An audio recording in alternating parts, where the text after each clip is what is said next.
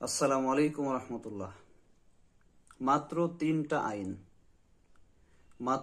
তিনটা আইনের যদি প্রয়োগ থাকতো এই দেশে, তাহলে আশা করা যায় এমন ধরনের খারাপ সংবাদ, খারাপ নিউজ আমাদের কানে ইনশাল্লাহ আসতো না।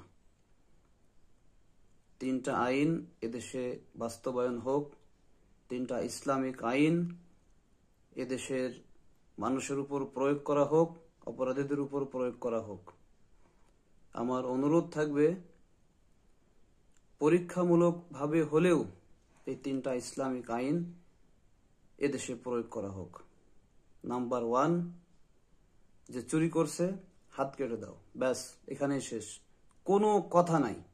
নাম্বার 2, ধর্ষণ করছে বেত্রাঘাত অথবা পাথর মেরে মেরে ফেলো, কোনো কম্প্রোমাইজ নাই। সে যেই হোক, যত বড় ব্যক্তিবর্গ হোক, যত বড় ক্ষমতাশীল দলের নেতা হোক বা আর যাই হোক, কোনো ছাড় নাই। আইন আইন সবার জন্য সমান। আর এই একটা নিকৃষ্ট কথা আমাদের দেশে, আইন সবার জন্য সমান। এটা একটা চরম পর্যায়ের ঘৃণিত এবং হেই প্রতিপন্ন একটা কথা, যার কোনো বাস্তবতা নাই। আইন আছে কিন্তু আইনের প্রয়োগ নাই। নাম্বার 3, খুনের বদলে খুন। যে খুন করলো তাকেও খুন করে ফেলতে হবে। এবং এই 3 প্রকারের অপরাধ যারা করবে তাদেরকে সেম এই ধরনের ইসলামী শাসন ব্যবস্থা অনুযায়ী শাস্তি দিতে হবে। এবং এই বাংলাদেশের প্রত্যেকটা টেলিভিশন চ্যানেল, ইউটিউব চ্যানেল এগুলো সরাসরি সম্প্রচার করবে।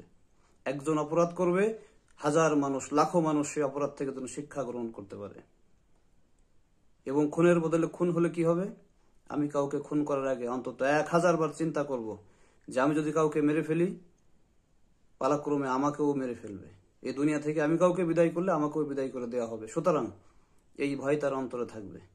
এবং এই 3টা আইন যদি এটার প্রয়োগ করা হয়, প্রত্যেকটা চ্যানেল যদি এটা লাইভ দেখানো হয়, আমার বিশ্বাস ইনশাল্লাহ 6 মাসের ভিতরে বাংলাদেশের চেহারা চেঞ্জ হয়ে যাবে।